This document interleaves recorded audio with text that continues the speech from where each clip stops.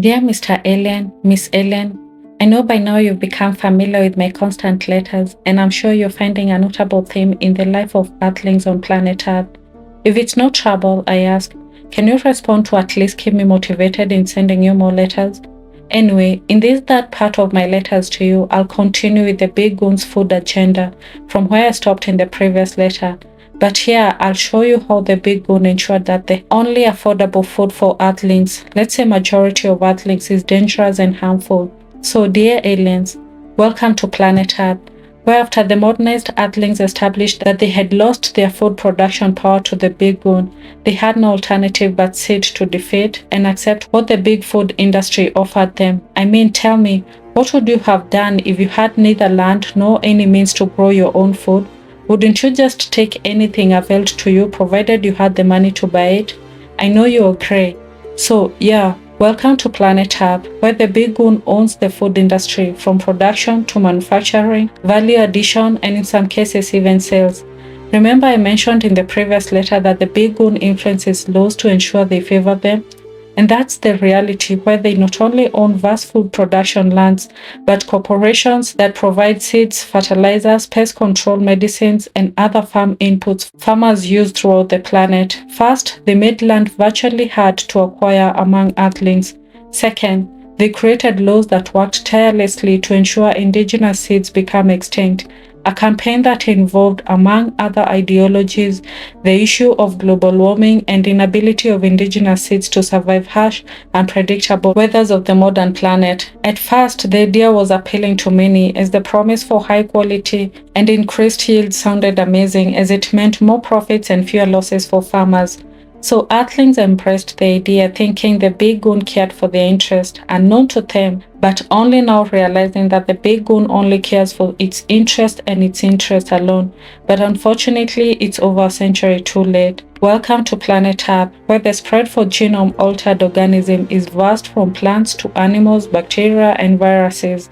The idea was that technological advancement allowed the genetic formation or alteration of plants and animals such that they were modified in a way that allowed them to survive harsh environmental conditions, ensuring the supply of food is adequate if not in surplus. And who wouldn't want that? Remember, food is a basic need for all earthlings, and so where its security is promised, very few can oppose, let alone scrutinize the hidden discrepancies. And the gene-altered food won and successfully penetrated the planet. Well, welcome to planet Earth, where after much deliberation, the price for indigenous organically produced food continued to rise as that of gene-altered food remained low and affordable to many. Remember, most earthlings depend on salaries paid from their labor to exchange it for food, and with other expenses included, including mortgages or rent, healthcare, education, and other fancy things introduced to earthlings centuries back, most could not afford expensive food, and so gene-altered products became viewed as something come to save earthlings from starvation. So, welcome to planet Earth, where with the excessive availability of gene-altered food provided, it is as if something got triggered in earthlings and they hungered more. It is no surprise seeing humans eat excessively than their bodies require. Unlike their recent ancestors who ate a meal a day and were healthy and strong, current earthlings possess an unending hole in their bellies and will not be surprised if they find fasting as a foreign doctrine meant to torment them.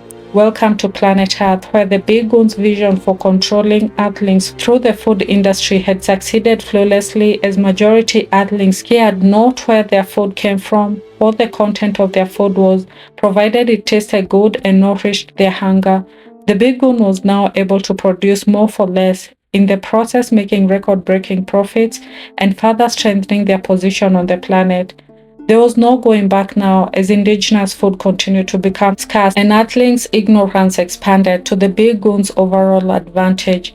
Anyone who tried to question the legitimacy, health benefit, or harm, especially long-term harm for gene-altered products, was met with rebuke, and as always, a myriad of studies, definitely Big Goon funded, revealed no harm whatsoever on humans or animals or the environment.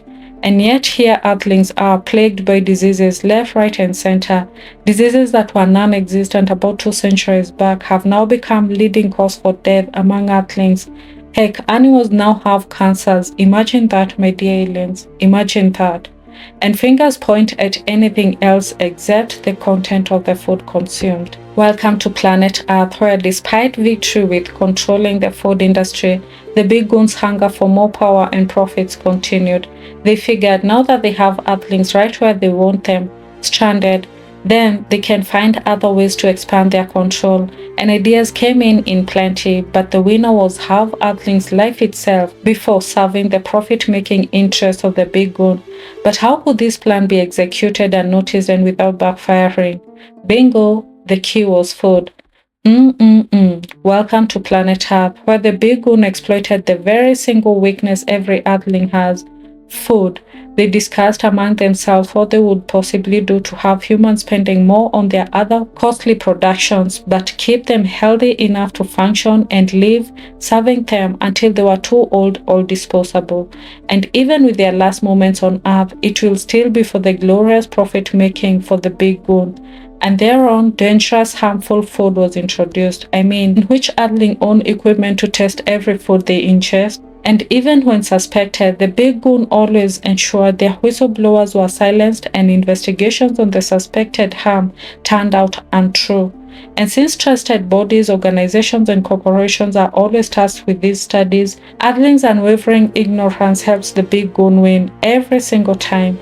And so, the Big Goon continues smiling, whereas Earthlings are left to identify other causes for their endless problems. But who can we blame, the Big Goon or Earthlings?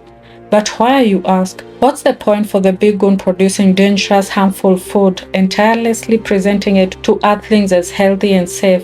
Why go to such lengths? Well, welcome to planet Earth, Mr. Alien, Miss Alien. But let me end this letter at this point and we'll continue in the next, part 4.